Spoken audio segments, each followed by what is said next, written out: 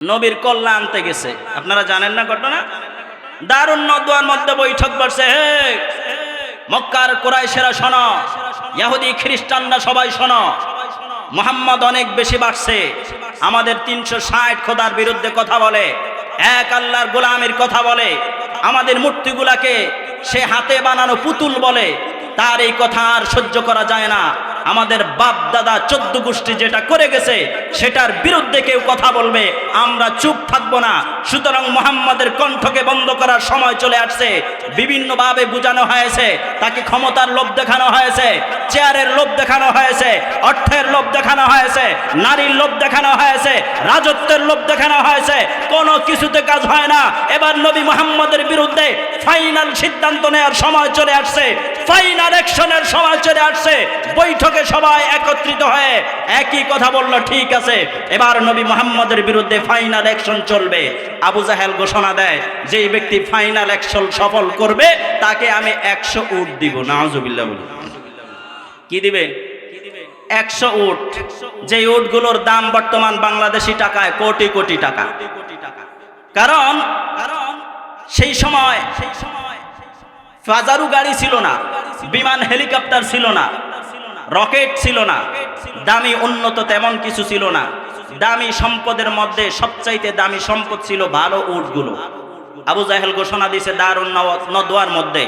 আমি বিভিন্ন আলোচনায় বলে থাকি, দারুন নদওয়া হচ্ছে শয়তানের আড্ডাখানা, ইসলামের শত্রুদের আড্ডাখানা।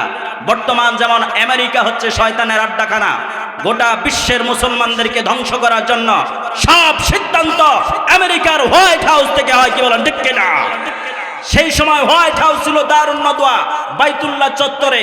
সেই দারুন নদওয়ায় সিদ্ধান্ত হলো, কে আসো বৈঠকের মধ্যে, নবী মুহাম্মদের মাথা যদি কাটতে পারো 100 উট পাইবা। নাউজুবিল্লাহ বলি। বলেন তো আমার নবীর জান কার হাতে? আমাদেরটা সরকারের হাতে, আমাদেরটা কার হাতে? আওয়ামী লীগের হাতে, বিএনপির হাতে, জামাতের হাতে, অন্য কারো হাতে না? বলেন কার হাতে? ঘোষণা দিছে আবু জাহেল, নবী মুহাম্মাদের মাথা কাটবা, 100 উট দিব। কেউ কথা কয় না, চুপ করে বসে আছে। কারণ জানে যার বিরুদ্ধে কথা বলা হয়েছে তাকে 40 বছর পর্যন্ত আমরাই স্বীকৃতি দিয়েছি সবচাইতে ভালো মানুষ, সবচাইতে উন্নত চরিত্রওয়ালা, সবচাইতে উত্তম আখলাকওয়ালা, সবচাইতে ভালো আমানতদার, সবচাইতে ভালো সত্যবাদী, আল আমিন বলে যাকে আমরা 40 বছর উপাধি দিলাম। আজকে এক আল্লাহর কথা বলার জন্য, তার জীবন নেওয়ার জন্য সামনে দাঁড়াবো, এরকম হিম্মত আমাদের মধ্যে নাই। আল্লাহু আকবার। সব চুপচাপ, কেউ কোনো কথা বলে না। ওমর নামক এক যুবক দাঁড়ায় গেছে, আমি নবী মুহাম্মাদের মাথা আনবো। আবু জাহেল মুস্কি মুস্কি হাইসা কয়, আমার আশা এমনই ছিল। নাউজুবিল্লাহ বলি। আমি এটাই আশা করছিলাম, এই মক্কায় তোমার চাইতে সাহসী যুবক আর নাই। ওমর ধারালো একটা তলোয়ার নিয়ে রওনা হয়েছে। আল্লাহর পয়গম্বর কোরআন শিক্ষা দিচ্ছেন বাইতুল্লাহর পাশেই দারুল আরকাম মাদ্রাসার মধ্যে। পাহারাদার সাহাবায়ে কেরাম এসে বললেন, ইয়া রাসূলুল্লাহ, হযরত ওমর তো রওনা দিয়েছে, মাঝখানে আরেকটি ঘটনা ঘটে গেছে, ঐতিহাসিক ঘটনা। এই হযরত ওমর যখন নবী মুহাম্মদুর রাসূলুল্লাহ সাল্লাল্লাহু আলাইহি ওয়াসাল্লামের মাথা কাটার জন্য রওনা দিয়েছে খোলা তলোয়ার নিয়ে, ইতিমধ্যে একজনের সাথে পথে দেখা হয়ে গেল। ডাক দিয়া কয়, ওমর কোথায় যাও? কয়, তুমি কি জানো না দারুন নদওয়ার মধ্যে সিদ্ধান্ত হয়েছে নবী মুহাম্মাদের মাথা যে কাটতে পারে তাকে 100 উট দিবে। আমি নবী মুহাম্মাদের মাথা কাটতে যাইতেছি। লোকটা মুস্কি মুস্কি হেসে বলে, নিজের ঘর সামলাইতে পারে না, নবী মুহাম্মাদের মাথা কাটতে যায়। সুবহানাল্লাহ বলে। আমাদের দেশে এরকম কিছু মানুষ আছে না, তারা যদি নামাজের কথা বলে, কি নামাজি হয়ে গেছে, নিজের ঠিক নাই, নামাজের দাওয়াত দেয়। আছে না নাই? তো ওমরকেও খোঁচা দিয়া বলে, নিজের ঘর সামলাইতে পারে না, নবী মুহাম্মাদের মাথা কাটতে যায়। ওমরের মাথা গেছে গরম। বেটা, পিন পিন করে কি বলস, স্পষ্ট করে বল। লোকটা কাছুমাছু করে বলে, ওমর, নবী মুহাম্মাদের মাথা কাটবা পরে আগে নিজের ঘরের খবর নাও। সুবহানাল্লাহ। ওমর ডাক দিয়া কয়, এত বড় সাহস হলো আমার পথ আটলে, আমার পথ আটকে আমাকে বলো আমার ঘরের খোঁজ নেওয়ার জন্য? কি এমন হয়েছে আমার ঘরের মধ্যে? লোকটা ডাক দিয়া কয়, ওমর, আমি তো জানি তোমার বোন ফাতেমা এবং তার স্বামী ইসলাম গ্রহণ করে নিয়েছে। সুবহানাল্লাহ। মাথা গরম করে ওমর রওনা দিছে। বোন ফাতেমার বাড়ির দিকে যায়। ঘরের কাছে যাওয়ার পর শুনে ঘর থেকে গুনগুন করে কি যেন শব্দ আসতেছে। ওমর ঘরের দরজায় যায়, টক টক করে দরজায় আওয়াজ করে, ডাক দিয়া কয়, ফাতেমা দরজা খোল। হযরতে ওমরের বোন ফাতেমা দরজা খুলতে একটু দেরি করলেন, কারণ তিনি কুরআনুল কারীম তেলাওয়াত করতেছিলেন। সেই সময় কুরআনুল কারীম লেখা থাকতো পাথর খণ্ডের মধ্যে, চামড়ার মধ্যে, গাছের ছালের মধ্যে লেখা থাকতো, কাঠ খণ্ডের মধ্যে লেখা থাকতো। কোরআনের অংশ লুকাইতে গিয়ে একটু সময় লাগছে। ওমর দরজার বাহির থেকে হুঙ্কার দেয়, ফাতেমা দরজা খুলবে নাকি দরজা ভেঙে ফেলবো? নাউজুবিল্লাহ বলে। একটু পরেই দরজা খোলা হলো। ঘরের মধ্যে ঢুকেই ডাক দিয়া কয়, ফাতেমা কিসের যেন শব্দ শুনলাম, কি পড়তেছিলা? হযরতে ওমরের বোন জানেন ওমরের যে মাথা গরম, যেই রাগ হযরতে ওমরের, যদি আজকে জানে আমি ইসলাম গ্রহণ করেছি এবং কোরআন পড়েছি আমাকে শেষ করে ফেলবে। হযরতে ফাতেমা কোনো কথা বলেন না। ওমর মাথা গরম হয়ে গেল, কথার উত্তর দেয় না কেন? তার বোনের স্বামী হযরতে সাদকে মার দেওয়া শুরু করছে, পিটানো শুরু করছে। ওমরের বোন ফাতেমা এসে বাধা দেয়, ভাই আমার স্বামীকে আঘাত করো না। কোন স্ত্রীর সামনে যদি স্বামীকে আঘাত করে ওই স্ত্রী সহ্য করতে পারে না। যদিও বা বর্তমান বাংলাদেশের প্রেক্ষাপটটা একটু ভিন্ন। নিজের প্রেমিকের জন্য নিজের ষড়যন্ত্র করে, নিজে পরিকল্পনা করে নিজের স্বামীকে রাতের খাবারের সাথে ঘুমের ওষুধ খাওয়ায়া রাতের অন্ধকারে মাইরা কচুরির নিচে ফালায়া দেয়, আছে না নাই? আরো জোরে বলেন, আছে না নাই? তবে নূরিয়ার সব মা বোনেরা ফাতেমার মতো, ফেরেশতার মতো না, হযরতে আসিয়ার মতো না, হযরতে আয়েশার মতো না, না এরকম দুই চারজন আছে। কি বলেন, আছে না নাই? আহারে পরকিয়ার কারণে নিজের স্বামীর সাথে যুদ্ধ লাগায়া দেয়। অনেকে তো স্বামীকে মেরেও ফেলে, সন্তানকে মেরে ফেলে, নাউজুবিল্লাহ। যাই হোক, হযরতে ওমরের বোন ফাতেমা সইতে পারলেন না নিজের স্বামীকে আঘাত করার কারণে বাধা দিলেন। ওমর ডাক দেয়া কয়, ফাতেমা যদি সত্য কথা না বলো তোমার স্বামীকে মেরে মেরে দুনিয়া থেকে বিদায় করে নিব। মারতে মারতে এক পর্যায়ে হযরতে ওমরের বোন ফাতেমাকে ছেড়ে তার স্বামীকে আঘাত করা শুরু করছে। তার স্বামীকে আঘাত করা শেষ করে আবার তার বোনকে আঘাত করা শুরু করছে। নিজের বোনকে আঘাত করতে করতে এক পর্যায়ে হযরতে ফাতেমা ডাক দিয়া কয়, ও ভাই ওমর, তোমার শরীরের মধ্যে যে রক্ত প্রবাহমান, তোমার শরীরের মধ্যে আমার বাবা খত্তাবের রক্ত প্রবাহমান। এর ভাই ওমর, জেনে নাও আমার শরীরের মধ্যেও আমার বাবা খত্তাবের রক্ত প্রবাহমান।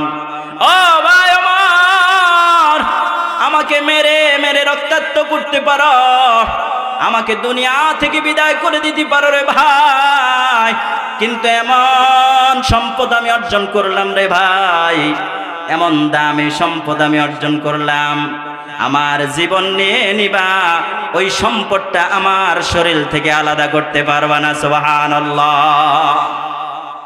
আমি ঈমান গ্রহণ করেছি, নবী মুহাম্মদের হাতে বায়াত হয়েছি, কালেমা পড়েছি, ভাই আমার জীবন দিব কিন্তু ঈমান দিব না।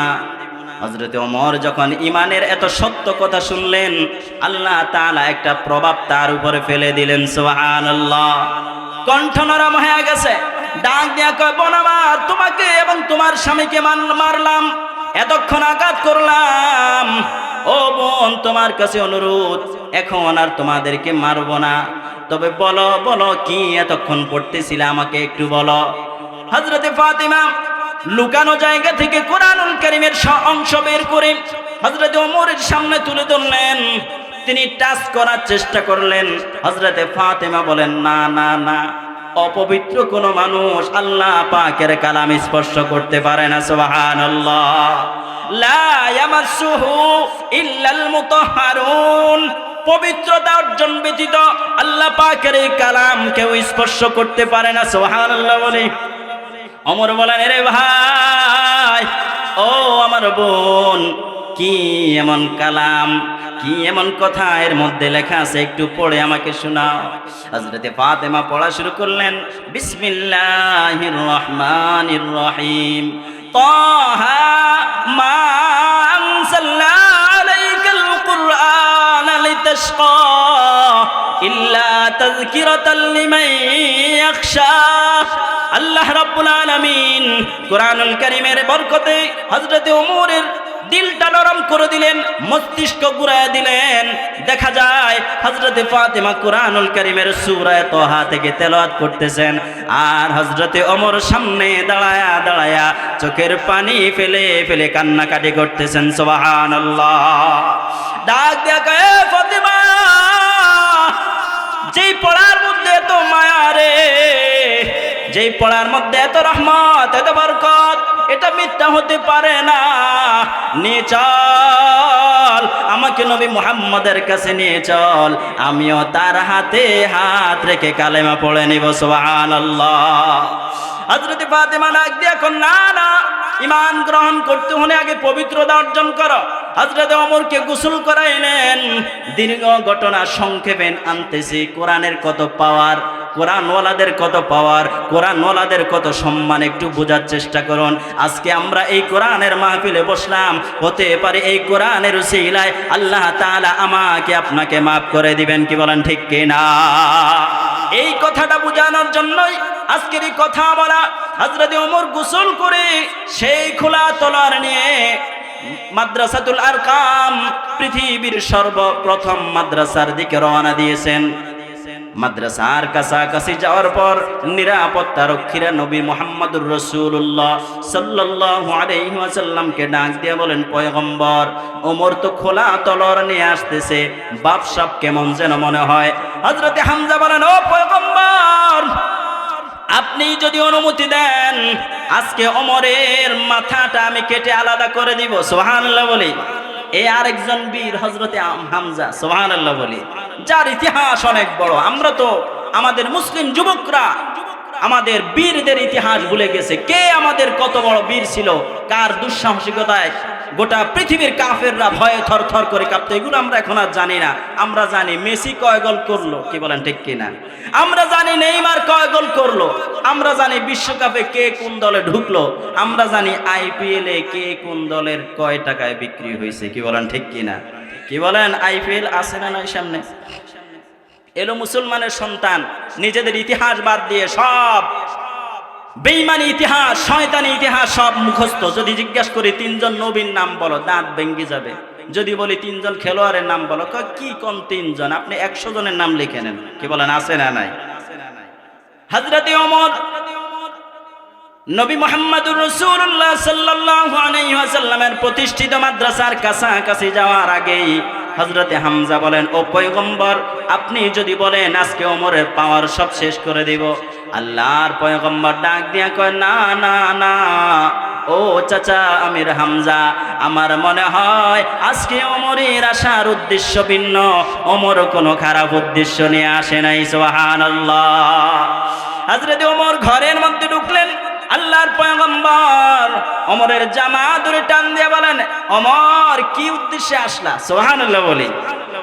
হযরত ওমর তলোয়ার নবীর পায়ের কাছে রাখলেন আর বললেন, আমাকে পড়ায় দেন, লা ইলাহা ইল্লাল্লাহু মুহাম্মাদুর রাসূলুল্লাহ সাল্লাল্লাহু আলাইহি ওয়াসাল্লাম।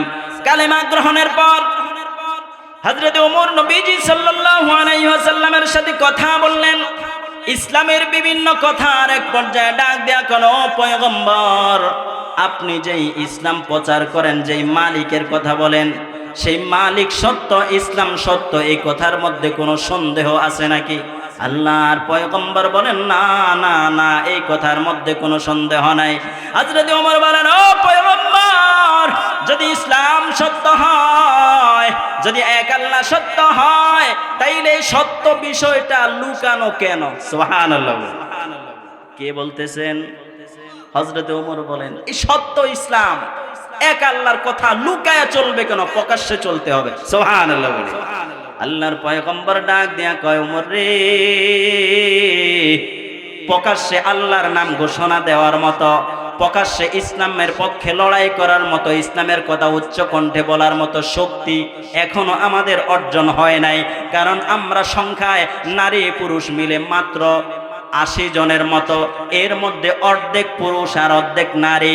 আল্লাহর পয়গম্বরের এই কথার পর হযরত ওমর বলেন, ও পয়গম্বর, আমি যদি আল্লাহর নামটা প্রকাশ্যে বলতে চাই আপনি অনুমতি দিবেন নাকি? আল্লাহর পয়গম্বর ডাক দেয়া কয়, এরে ওমর, আমার প্রত্যেকটা দোয়াই তোমার জন্য আমি আল্লাহর কাছে দোয়া করতাম, আল্লাহ দুই ওমরের এক ওমরে তুমি হেদায়েত দিয়া দাও। সুবহানাল্লাহ। দুই ওমরের একজন হচ্ছেন হযরত ওমর, আবার আবু জাহেলের আরেকটা নাম ছিল ওমর। আল্লাহ দোয়া করছেন দুই ওমরের জন্য। ওমরে ফারুককে আল্লাহ কবুল করছেন, আবু জাহেলকে কবুল করেন নাই, জাহান্নামী বানায়া দিয়েছেন। নাউযুবিল্লাহ। হযরত ওমর বলেন, আমি আল্লাহর নামটা একটু প্রকাশ্যে বলতে চাই, আপনার সঙ্গী পুরুষ যারা আছে তাদেরকে একটু আমার সাথে দেন।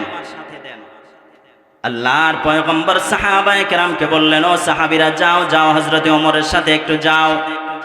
কিতাবের মধ্যে পাওয়া যায় হযরত ওমর যেই তলোয়ার নিয়ে আল্লাহর পয়গম্বরের মাথা কাটার জন্য গেলেন, ওই সেই খোলা তলোয়ার নিয়ে সামনে হাঁটতেছেন, আর তার পিছনে নতুন ইসলাম গ্রহণকারী 40 জন সাহাবী।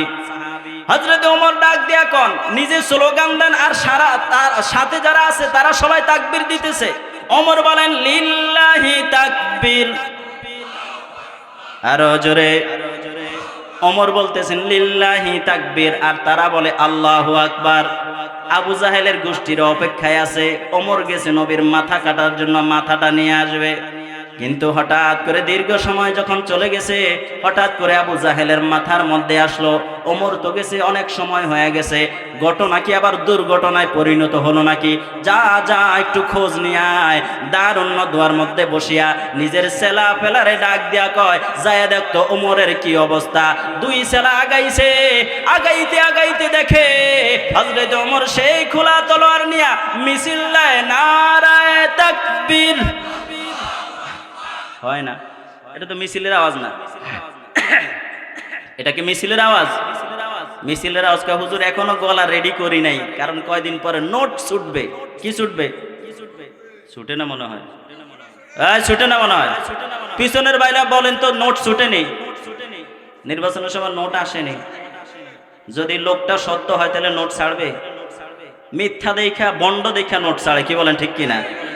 মিথ্যা, দুর্নীতিবাজ, টেন্ডারবাজ, দখলবাজ, চাঁদাবাজ, বেনামাজি, মদখোর, চাঁদাবাজ গুলাই নোটের মাধ্যমে মানুষদেরকে কিনতে চায়। কি বলেন, ঠিক কিনা?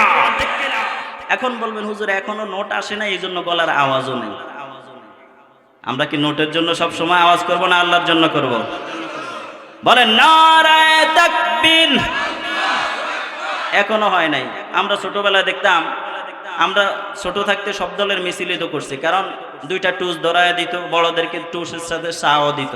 কি বলেন, দিত না? এখন তো আর টুসের প্রচলন নাই, 1000 দিলেও খুশি হয় না। বেটা তুই 1000 দিছিস, আরেকজনে 5000 দিছে। কি বলেন, ঠিক কিনা? তো তখন স্লোগান দিতাম, লাফাইছি দুই হাত, নারায়ে তাকবীর, আমার ভাই তোমার ভাই, অমুক ভাই তমুক ভাই। কি বলেন, করছি না আমরা? করেন না এমন আছেন না দুই একজন? আমার মনে হয় না কেউ নাই, ইচ্ছা অনিচ্ছা সবাই করছে। তো আল্লাহর নামে স্লোগান দিলে হাত উঠে না কেন? নারায়ে তাকবীর, নারায়ে তাকবীর। নাস্তিকতা নিপজ্জাক, দিন ইসলাম জিন্দাবাদ, কোটি প্রাণে একই আওয়াজ। খোদাদ্রোহী ছাড় পাবে না, এই বাংলায় ঠাই হবে না, মুসলমানরা জেগেছে আজ। ঠিক কিনা? ও জোর কদমে সামনে চলো, বজ্রকণ্ঠে আওয়াজ তোলো, সবাই মিলে একই তালে দাও না স্লোগান, নারায়ে তাকবীর, নারায়ে তাকবীর। দিন ইসলাম, দিন ইসলাম জিন্দাবাদ, জিন্দাবাদ। ইসলামেরই জন্য এদেশ হয়েছে জন্ম, ইসলামের বিরুদ্ধে গেলে দেশ হবে ভিন্ন। ঠিক কিনা? ইসলামের এই জন্য মোদের হয়েছে জন্ম, ইসলামের বিরুদ্ধে গেলে দেশ হবে ভিন্ন। ইসলামের বিরুদ্ধে যারা নিয়েছে অবস্থান, এই বাংলায় ঠাই হয়নি, হয়েছে হিন্দুস্তান। বুঝেন নাই মনে হয়? ইসলামের বিরুদ্ধে যারা নিয়েছ অবস্থান, এই বাংলায় ঠাই হয়নি, আসো এখন হিন্দুস্তান। কি বলেন ঠিক কিনা? এবার বুঝছেন নাকি? ইসলামের বিরুদ্ধে যারা নিয়েছ অবস্থান, এই বাংলায় ঠাই হয়নি, গিয়েছ হিন্দুস্তান। ও জোর কদমে সামনে চলো, সবাই মিলে আওয়াজ তোলো, একই তালে দাও না স্লোগান, নারায়ে তাকবীর, আরো জোরে নারায়ে তাকবীর। দিন ইসলাম জিন্দাবাদ জিন্দাবাদ। খুশি না বেজার? মনটা কি একটু ভালো লাগে না? এ ভালোটা দেয় কে? আর জোরে বলে দেয় কে? হযরতে ওমর যখন স্লোগান দেওয়া শুরু করছেন, আবু জাহেলের দুই চামচা দেখতে আসছে। মনে আসেনি ঘটনা? হারায় গেলে চলবে না ধরে রাখতে হবে? দুই চামচা দূর থেকে দেখতেছে হযরতে ওমর যেই তলোয়ার নিয়ে নবী মুহাম্মদের মাথা কাটতে গেছে, সেই ওমর মুসলমানদেরকে নিয়ে আল্লাহর নামে স্লোগান দিতেছে। সুবহানাল্লাহ বলে। ইতিহাসের কিতাবের মধ্যে পাওয়া যায় হযরতে ওমর যেদিন সর্বপ্রথম আল্লাহর নামের স্লোগান দেওয়া শুরু করলেন, মিছিল শুরু করলেন, মনে হলো যেন মক্কার পাথরগুলো থরথর করে কাঁপা শুরু হয়েছে। সুবহানাল্লাহ। আবু জাহেলের দুই ছেলে যখন দেখলো হযরতে ওমর মিছিল দিয়ে বাইতুল্লাহর চত্বরের দিকে যাইতেছে, যাই আবু জাহেলের কাছে কয়, ওস্তাদ খবর কিন্তু ভালো না, খবর কিন্তু বেখবর হয়ে গেছে। সুবহানাল্লাহ। আবু জাহেল ডাক দিয়ে কয়, কি এমন হয়েছে, কি এমন ঘটেছে? ছেলেরা ডাক দিয়া কয়, ওস্তাদ আপনি একটু আগায় দেখেন, আমাদের পেটের অবস্থা ভালো না। যেই ওমর হযরতে মুহাম্মদুর রাসূলুল্লাহর মাথা কাটতে পারে, ওই ওমর আমাদের সামনে পাইলেও আস্থা রাখবে না। আল্লাহু আকবার। এরকম ওমর বর্তমান পৃথিবীতে আরেকজন দরকার আছে না নাই? আর জোরে বলে আছে না নাই? যদি আরেকজন ওমর দাঁড়িয়ে যায়, খোদার কসম ফিলিস্তিনি মা বোনদেরকে বেঘরে মরতে হবে না। কি বলেন ঠিক কিনা? আরেকজন ওমর যদি আবার পৃথিবীতে জন্ম নেয়, মায়ানমারে কচু কাটা হতে হবে না। কি বলেন ঠিক কিনা? আরেকজন ওমরের জন্য আমরা দোয়া করি, তবে সেই ওমর আসমান থেকে আসবে না, আমাদের মধ্য থেকে কেউ তৈরি হতে হবে। কি বলেন ঠিক কিনা? আমরা কি রাজি আছি হযরতে ওমরের ভূমিকা পালন করার জন্য?